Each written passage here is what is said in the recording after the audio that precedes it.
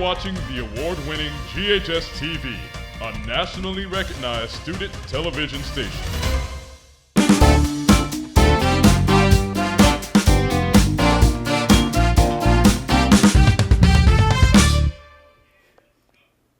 Hello and welcome to GHS-TV's award-winning talk show, Crosstalk. I'm Calvin Nicholson. Let's talk about you. What's going on in your life, whether you're at home or at school. Since the school year started, we've seen a lot of new Tennessee education laws that have been stirring up some conversation across the state. From cell phone bans to something they call the success sequence, we're covering it all today. And to help you get a better understanding of the impact, joining us today is District 83 State Representative Mark White, who leads the House Education Committee.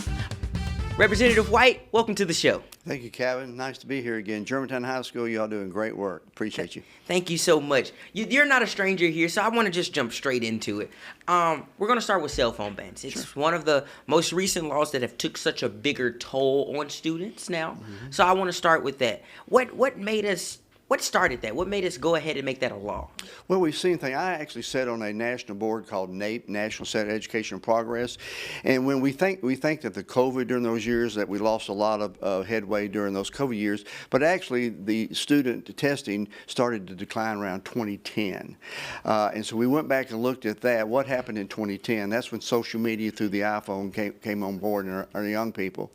So we have been discussing this for several years, and with more and more national attention to this. And if you haven't read the book, The Anxious Generation by Jonathan Haidt, I recommend everybody do that. That really points out the damages that the social media, too much of it, do. You know, there's a good and a bad in most things. And so we ran the bill a couple years ago. It did not pass, but it gained so much momentum that we really feel like during the school hours, bell to bell, we're leaving it up to the schools to make the exact policy, but we passed legislation that's saying that during instruction time, cell phones should not be out, and so we left it up to the individual schools to implement how that best looks. But we feel like that's the best thing, and from the reports we're getting, more and more districts are doing it. Of course, in Tennessee, we're required to do it. More and more states are doing it, so we feel like it's a good thing. So I want to start you off. You're leaning more towards social media, Representative. So it makes me wonder if social media is the problem. It doesn't seem like it's a cell phone issue. It's just more of a user-consumer issue. Right. If you had the old, parents always say, well, I need to contact my student at school. I get that. I grew up in an era long before cell phones where parents can call the office. So it's not necessarily the apparatus of the cell phone. It's the cell phone is the mechanism by which the social media comes. If you go back to the flip phone, that's fine. But social media has a way of interrupting the student. Right when you're in high school or in elementary school, grade school, you need your full attention onto the classroom instruction. So being a high school student, myself, I can say so you're taking away cell phones from instructional time, but a lot of students use their cell phones for instructional times due to the lack of computer shortages throughout certain districts. They need something, and we're moving on to more online work and less paper, teachers not being able to print things out. So Representative White, banning cell phones, could you say that's hindering students' education as well? Well, we put an exception there. If the classroom instruction is such that whether it be a laptop or an iPhone, there is that exemption in there. It's just that so much of the time, 90% of the time, the cell phone is out and it's not for instructional time. Okay. I most definitely understand. I just wanted to make sure we could clarify, and you clarify how that law actually looks, because as a student, we only get it's banned. We don't get the full thing of it's banned to a certain extent. So I thank you for clearing that up absolutely. For me. And I want to move straight to the success sequence. It's a new thing that you guys, it's supposed to be a curriculum. Basically, the walks of life on how to be successful. So I want you to explain to me, how did we get here? What made us turn to a basic plan for life? I think the main thing we're looking at here is making sure that if you come out of high school at 18, generally, that you are prepared to move on. That's why we focus so much now on early childhood literacy, the K through third grade, K through fourth grade, to make sure that you are reading proficiently and you have the math skills, so that when you move on and you get into junior high, middle school and high school that you are prepared for the subject matter. And if you have that early childhood background, that literacy, then you're able to comprehend what the other subject matter you have in school. Okay, as we have dual enrollments where you can a lot of times come out of high school and be ready to go into a trade or be halfway there. So we're kind of lining up, making sure that number one is you're coming out of high school, you have the tools to be successful, and whether that you choose to go into the workforce through a trade school or a community college for 2 years. By the way, Tennessee pays for that through a Tennessee Promise, or whether you're prepared to move on to a 4-year. I just had a conversation with 2 students here at Germantown. They're looking at the National Guard or the Air Force coming right out of high school, which I think is a brilliant move because that kind of sets you on a career path. Plus, when you get out and you want to go back to your 4 years, a lot of that's paid for. So, Representative White, I want to look into a lot of students nowadays. This generation is a lot of independency. Gen Z, I would say they're more of the independent generation. Mm-hmm. They're breaking away from what some may say generational curses are, and they're starting their own thing.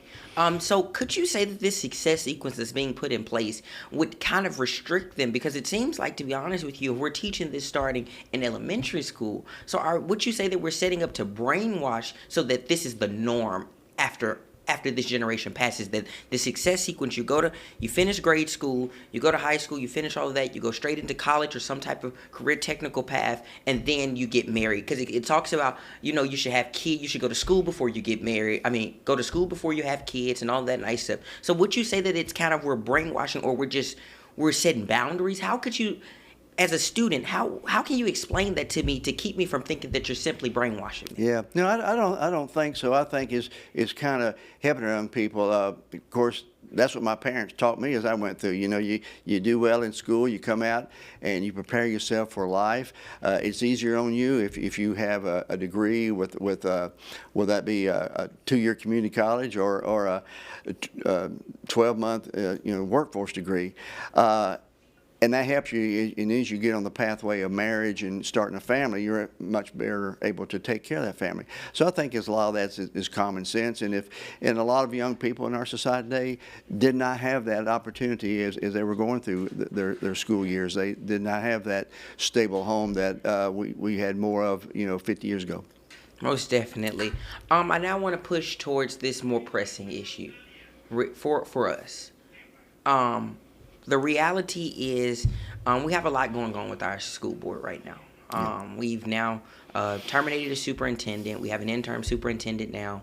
And a lot of things have transpired within MSCS. So a law was passed recently saying that a student has to be on the school board. I want you to explain to me, I know a lot of states have did it, even in neighboring states as well. Could you explain to me what was the impact? Do you think that will make a better impact on student body? What's the point of having a student on the school board that can't vote? Right. It is a non-voting position, but it is a position where they can put their input. I sat on a national board called NAEP, National Set Education Progress. We don't have a student on there, but we do bring those students in, and we learn more from those students because they're actually in the day-to-day what's going on in their generation. So I think it's a wise move to have a student on there because of their you need, as adults, we're based on a lot of what we do on experience, which is great, but we may not be in the day-to-day of what's going on in the actual school system right then. So I think having a student on the board, if they would take advantage of that student's experience and knowledge of what they're experiencing right now, it is a wise move. So I fully support that. So my question would be to you, how are we able to make sure that the student is actually being heard? It's a non-voting decision. They technically have no power. How can you make sure that their voices are being heard and they're just not sitting there? You gotta have a good school board. So that's the whole thing. My job as a state representative is to listen, and I listen to all sides. And of course, I have my background, my bringing up, the way I see things. But I'm really concerned if you listen to people, and this is something I preach all the time. I have a master's degree in conflict management, and the way that you make your best decisions is you listen to all sides and all parties, and then you begin to bring all that into perspective. Because a lot of times, I have my background, I have my beliefs, but someone will say something, I go, oh, I didn't think about that. And you bring that into your thought process and your conversation. So you need, when we elect people, we need people that are open-minded. We're all going to have our beliefs that we kind of grow up with, or whether conservative or whatever that is, or more liberal in our society. So I just think it's important that we listen. And so that's what the school board needs to be doing. If you have a student on there, engage that student, because they have a lot of, even at their age, they have a lot of wisdom. Thank you, Representative Mark White. Thank you for joining me today. Thank you, Calvin. Appreciate it very much. It's been a pleasure talking to you, man. Always good. Always. After the break, we're going to dive into our group chat and get their take on the new laws. You're watching Crosstalk on GHS TV.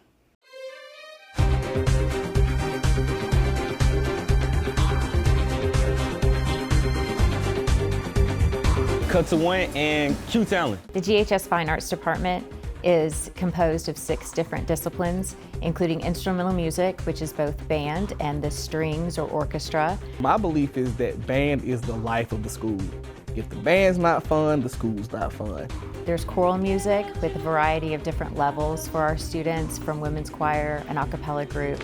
So choir is an excellent opportunity for you to engage in the music making process and to create relationships and bonds with your fellow classmates. We have our theater program, which includes acting and tech theater. It'll teach you how to be a better communicator, it'll teach you how to work with people better, and it'll teach you how to get outside your comfort zone. We have GHS-TV and the intro classes that go into GHS-TV. You're watching the award-winning GHS-TV, a nationally recognized student television station. Welcome to GHS Insider, the show that's all about the G. So GHS-TV tries to model a real working station. And we have a visual arts program that goes up into AP courses and also includes IB level. I think the arts are really important because they provide students with that safe space where they can express themselves, they can be who they really want to be. The specificity of what is taught and required to be learned here in this department is so particular that they're going away with abilities and skills that other schools aren't teaching. For more information about the Kappa program, visit ghskappa.com or call 755-7775.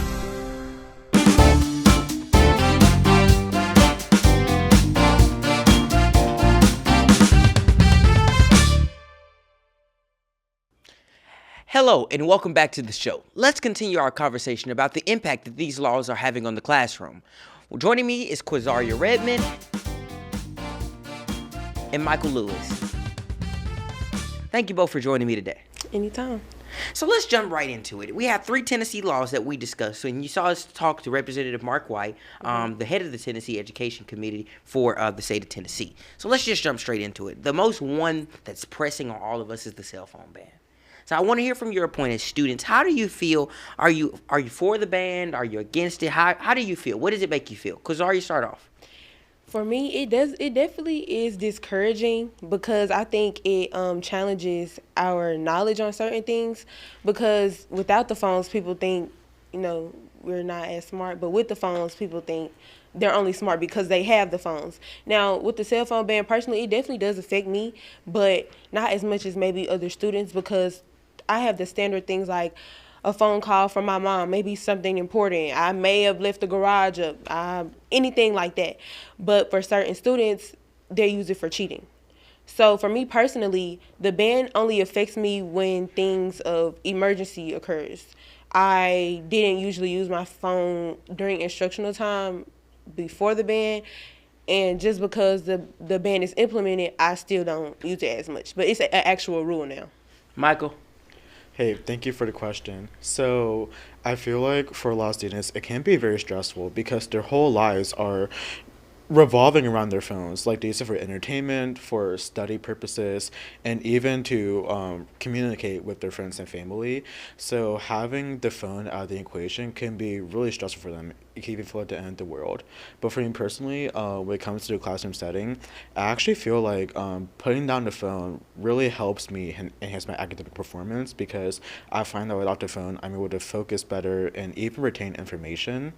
But with the phone, I do like to listen to music as I do my work and other tasks. So that's really the only thing I have to work around when it comes to the phone ban. And so let's also jump to it here. In looking into the law, I did a lot of research. And what about if I told you that the cell phones are not necessarily banned in schools? Cell phones are banned during instructional time. Exactly. It is up at the principal's discretion on whether how he or she would like to use the cell phone ban. For most schools, you can't have it out at all. It's only during lunch. That's the only time you can have it out. But for Germantown High School, we're an outside campus. Dr. Stencil has made it a way where we can have it out outside.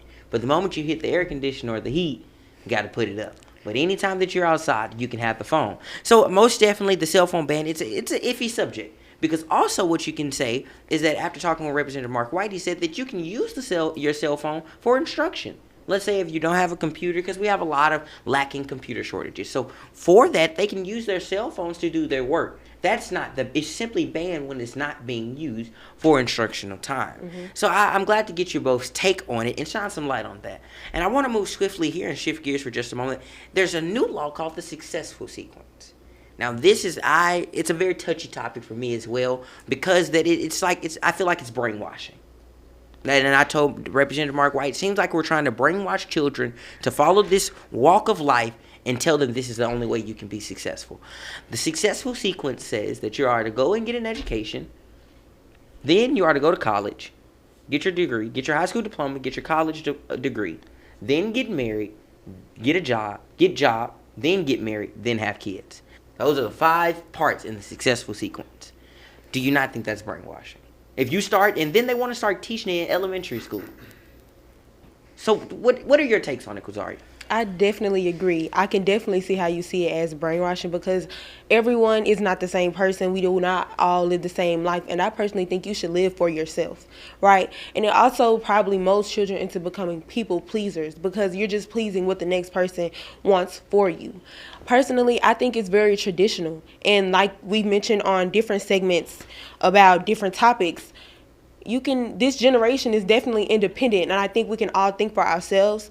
And specifically the way I was raised to have a strong head on my shoulders, face things head first, I can think for myself. And I don't have to use the traditional life, but that's just me as a person. So imagine people who don't have the time to go to school, the money to go to school, who may not even be open to marriage, right? In certain cases, there are certain relationships that are same-sex and they can't get married. So what are those people supposed to do? So it's not just about one specific thing within a successful sequence. It's different components, because if you have to go and get your degree, there's student loans. No one wants to be in debt, okay? So that's problem number 1. Then marriage, like I said, there are certain people who are attracted to the certain sex, and in certain states, or even maybe not just in the United States, they can't go get married. Some women have infertility issues. They can't have kids. So you have to be mindful of all those things and have an open mindset. It's not just one way to do things, and that's what I think people need to understand. Michael? I believe that this new act is definitely indoctrination to its finest. And a lot of people in low-income areas, because Tennessee is amongst one of the poorest states in the United States, a lot of them can't even afford to go to college, and they can't even afford to start a family for their own. So they can't even afford to make it to where they're set up for success. How can they possibly raise a family in those type of conditions? And like was already mentioned, I was also raised in a family where you're taught to work hard from as soon as you were born to get to where you want to be. And I'm very work-oriented. That's all I've known. And that's kind of the mindset that I grew up with, like work for what you have, like work hard, and because marriage and having a family is not the end of be all. Like as long as like your personal goals are being fulfilled and that you living life how you want to live it, that's what matters, and that's how you should be able to live your life. You shouldn't live your life by traditions that go way back in time that are meant to actively disenfranchise majority of people belonging to minority groups in the United States and Tennessee by itself. That's it for here at Crosstalk. Every year, the Tennessee lawmakers pass a new education law. Makes some sense, some make some sense, some doesn't. Some make the news, some don't. It's important to pay attention to how this will affect you and your peers. Thank you to all of our guests that joined us today. For more information on our programming, please check us out on the web at ghstv.org, where we're streaming live 24 hours a day and 7 days a week. You can also check us out on Facebook and Instagram. From all of us here at GHS TV, I'm Calvin Nicholson, and thank you for watching us. I hope to see you soon.